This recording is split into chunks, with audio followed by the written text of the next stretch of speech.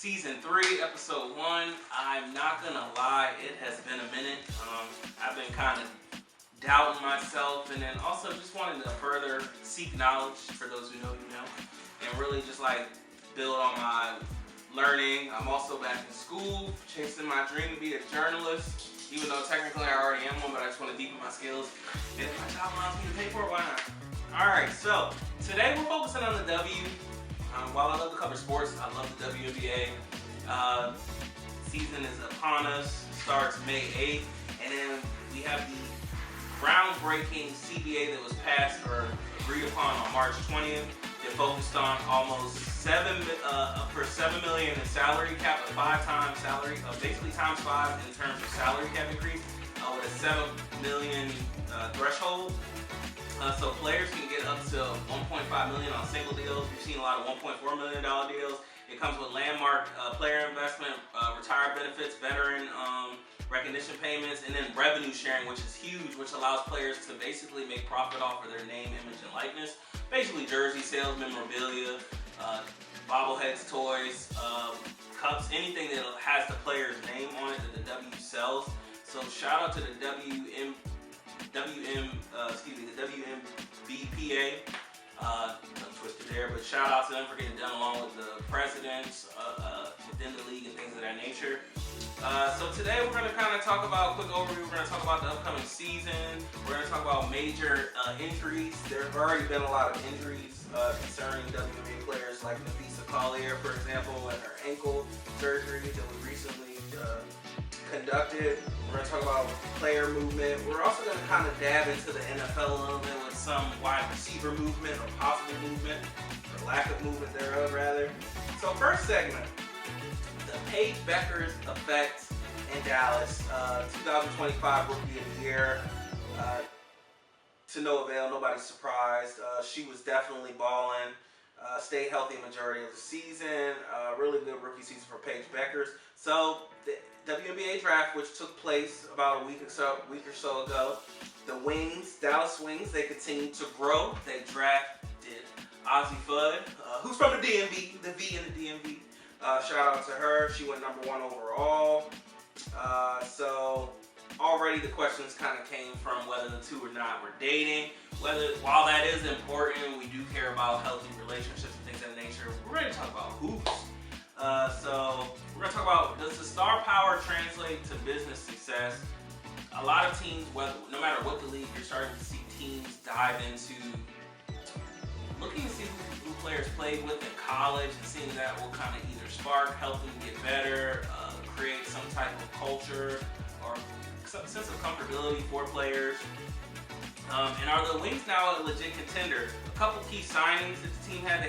They signed Lindsey Allen. They signed the Woody veteran Alicia Clark. They re-signed Arike Ogunbowale, which there was a lot of speculation whether it was truly reported or not that there was friction between her and Paige and it should be on the run.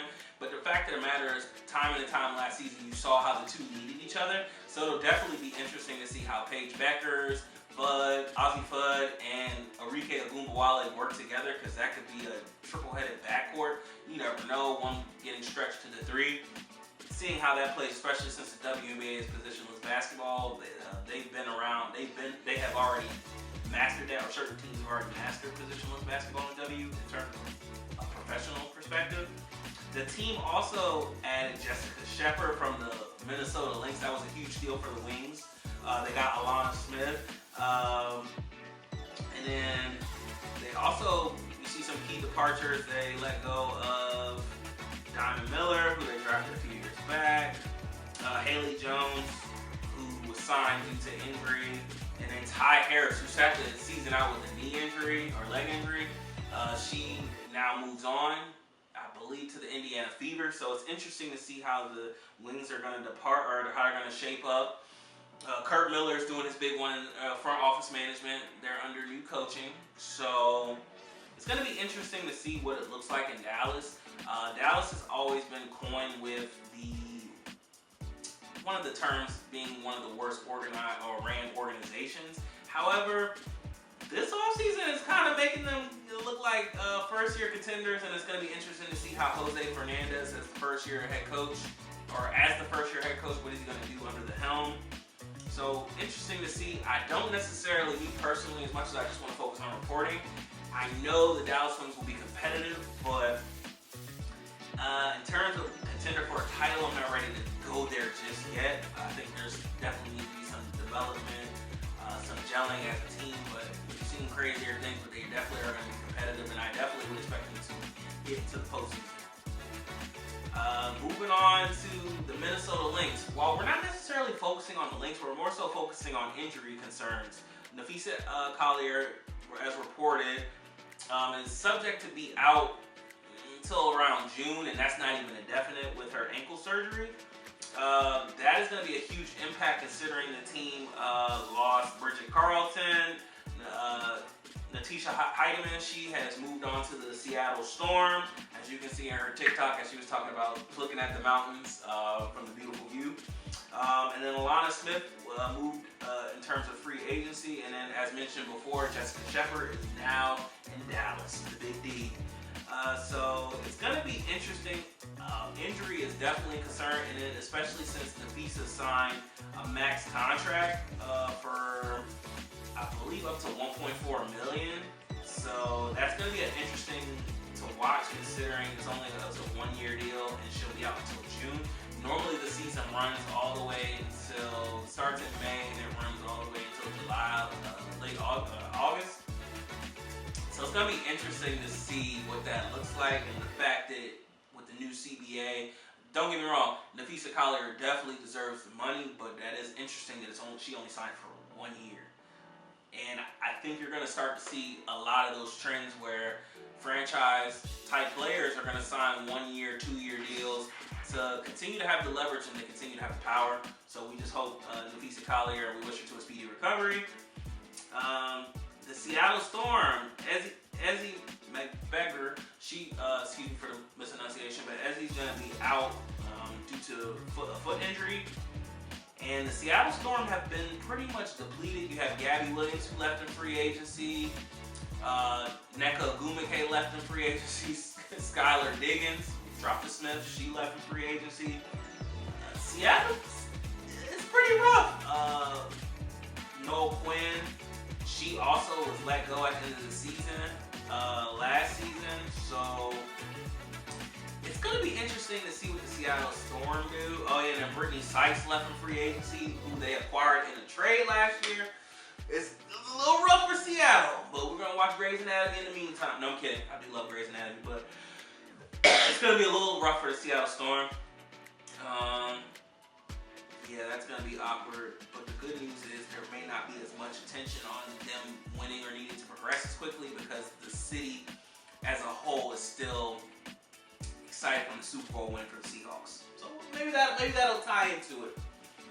Now, we're going to go to the Dirty South a little bit. We're going to go to the Atlanta Dream. While Brianna Jones, she is an anchor for the team. She had knee surgery. That is their anchor. That is their front court, especially with Brittany Griner taking her talents to Connecticut. I don't know what that front court is going to look like, but it also kind of worked out because the team, Atlanta, landed a huge blockbuster trade. They were able to acquire Angel Reese from the Chicago Sky. It was kind of inevitable, regardless of the GM, Chicago's GM basically saying, hey, she's on the roster until further notice, or as is. When you tell a team that they need to get better, which was the truth. I mean, could it have been a little bit better presented? Yes, but she's from Baltimore. She's going to tell the truth. She's going to be authentically her, and she's not going to sugarcoat it, as she shouldn't, especially as a star player, a star caliber player. Despite what people say, I do believe Angel Reese is a franchise player. And she told the truth. And it's interesting now to see Courtney Vandersloot's responses, since she is signing back with the team. She leads the franchise in points scored, so she does have a right to say whatever comes to mind. However, I do think that the Atlanta Dream are going to benefit right away. However, Chicago did have a pretty strong free agency, to say the least. But back to the Atlanta Dream. They acquired, they got Angel Reese, they re-signed Jordan Canada, they re-signed Alicia Gray, Brianna Jones, Niles Hamilton, and Ryan Howard. So they pretty much kept their core intact. So I look forward to see what the Atlanta Dream can do. I think Angel Reese will give him that intensity. She'll push them through hard moments, because there were certain times in the playoffs last year with the Atlanta Dream, where you can see the frustration mounting on Alicia Gray's face or Ryan Howard's, and the offense runs through them. And there were just certain times where the team went cold, and you could feel them trying to will it through. I think Angel Reese will give them hustle points. I think she'll give them grit, more intensity. Not to say they didn't have it, but it's just a different level of intensity. So I look forward to seeing that. Transitioning over to Indiana, Caitlin Clark today, during her media day, said that she believes that she is the best transition player in the game. She believes that is where her strength is, that it helps the team get going and her. I do agree with her pull-up three, mid-range, or just fine, or getting to the basket, or just creating for others. So I definitely look forward to that. And then she said one of her main goals this season is to stay healthy. I think last season was cut short. Credit to the Fever and Coach Stephanie White, because they had probably about 5 different lineups every other week. So it was next woman up, and they did really well. Kudos to Caitlin Clark for sitting out, because any star player probably would have tried to play through that, through the groins, the leg injuries. So shout out to her, but she said her goal is to stay healthy. She was in and out of the lineup until a little over the halfway point where she just shut it down. And they still were the Fever were still very competitive in the playoffs, so I look forward to seeing what a healthy team can do. Raven Johnson, I applaud her for her maturity. Today during the media pressers, a reporter asked her, have her and Caitlin Clark had conversations about what took place a few years back in the championship, where Caitlin waved her off when she was behind the three-point line. She said that's in the past. I just think that's maturity, being in a program like Dawn Staley's at South Carolina. So shout out to Raven Johnson. I look forward to seeing what the Fever do, even when their fan base is a little left and right. But we'll see what that looks like. And then going on to some of the key additions, Indiana was busy while they lost a lot of people during the actual season itself due to injury. They remained competitive in terms of acquisitions. They signed Monique Billings, the Woody veteran that's always ready. They signed Maisha Hines-Allen, which is a huge pickup. They signed Tasha Harris from the wings, or she was at the wings last year. They signed her. I think that's really good. You get more backcourt depth, while Clark is probably going to be the main ball handler and facilitator. You have other guards such as Ty Harris that can play off the ball. Raymond Johnson is a defender first primarily, but she can bring up the ball. I think it'll take some of the pressure off of Clark, because sometimes she can speed herself up, but she does need to play on the ball. I mean, she could play off the ball, but that's not necessarily her stronger suit. But I look forward to seeing what Coach White does in terms of creativity, that they will have depth at the guard position, which they clearly needed last year, because you had Sophie Cunningham and Lexi Hall kind of bringing up the ball every here and there, which they did a solid job, but their talents are a little more needed for 3-and-D shooting, defending, rebounding. They were hustled. They're glue players, so to take some of the pressure off of them as well too, because they typically have to guard the best player on every team, especially since Natasha Howard's gone now too. The team lost Natasha Howard. Odyssey Sims hits the free agency again. Please, someone sign Odyssey Sims. It blows my mind as to why we have to go through this free agency carousel with her every year. She is a reliable player. She can start, she can come on the bench, she can do whatever you need her to do. They lost Christy Wallace, Chloe Bibby, who was huge until she got hurt last season. Another stretch player. So it seems that the Fever really focused and understood that last season was very injury-ridden, and they kind of want to prepare themselves to avoid that at all costs. So, speaking of some business decisions, the NFL is making some interesting ones as well. We're not going to go too far in depth in the NFL, but Dallas Cowboys, they're having a better offseason than last year. They're supposed to do magic in the draft. We'll see. Draft is this Thursday, of course, starts. George Pickens, who was rumored to be moved or traded, surprise, he was franchise tagged at the beginning of opening of free agency with a $27.3 million tag. Now, Both sides are kind of talking about risk versus reward. He's going to tough it out and play through the extension, the franchise tag, while Jerry and company are going to decide whether or not they want to extend him long term. But it seems like Pickens is betting on himself. Last season he had a really good season, excuse my dogs. But you know, the one thing you hate to see is a player to get franchise tagged or not to take the extension, and then God forbid they get hurt. So we're hoping for a safe and healthy season for Pickens. But it is going to be interesting to see if an extension can be worked out at some point in time. And then A.J. Brown, only 1 or 2 years removed from the Super Bowl. No, Seahawks. Yeah, the Eagles are 2 years now removed from the Super Bowl. And for whatever reason, I'm sure it will come out later, the Eagles are moving. They appear to be moving on. Nothing has been reported. Nothing is set in stone. It is reports and alleged rumors. But there has been reports that, you know, AJ could be going to the New England Patriots because of him and Mike Vrabel's previous connection in Tennessee, even though they gave him up for a sack of pennies and a nickels. Neither here nor there. Adam Schefter did report that conversations are presumed to resume on June 1st. Any team that wants to basically save themselves from taking too hard of a cap hit, if you do it before June 1st, you can pretty much save the team from taking on unnecessary cuts. The Patriots do need a receiver one because Stephon Diggs was released. He did have he had a court situation with possible domestic assault, alleged or accusations. So we'll see how that kind of plays out. So the Patriots released him, and AJ could be that number one. Ironically enough, this will be a good fit, obviously, because Mike Vrabel and AJ know each other from their time in Tennessee. But then also, surprisingly enough, ESPN reports, and according to the stats, the Patriots threw 53.11% of the times last season, which is interesting because Mike Vrabel is a run-heavy coach. Then again, when you don't have Derrick Henry in the backfield anymore, you can see why. But shout out to Drake May. So that could be Drake May's number one receiver, but would he be a number one receiver? I personally think so. And then would it be worth the headache? I personally don't think AJ is a headache. I mean, I'm not a player. I don't know.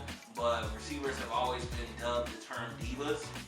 But the reality is he's a physical receiver. He can block.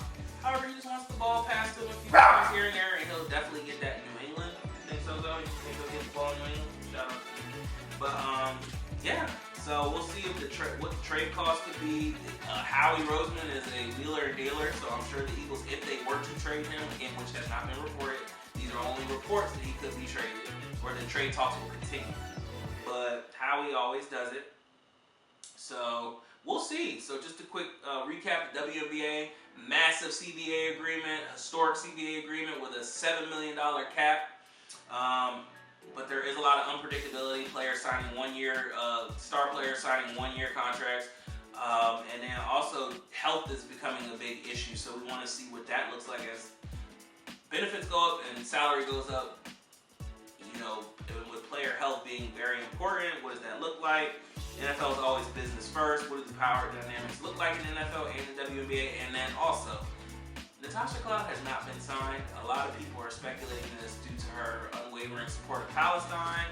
However, Napheesa Collier has always been an advocate for the people. She's always stood up for what's right, so it's very interesting. I would hope that she's not being blackballed by a liberal league, especially one of the most liberal leagues. But please, somebody sign Napheesa Collier. My journalism professor believes it is because she's 34 years old, but I'm like, there are plenty of 34-plus-year-old players that have gotten their contracts that do play and contribute. So, you know, I would love to see her go back to Washington, cough, cough, but I don't know if that's going to happen. Maybe she could go to the Toronto Temple or the Portland Fire, but or the Valkyries, the Golden State Valkyries, but we will see. Thank you for tuning in to another episode of Creative Perceptionz, where your dreams meet your reality. We appreciate you. Tune in for us next time. We're only going to get better. Peace out.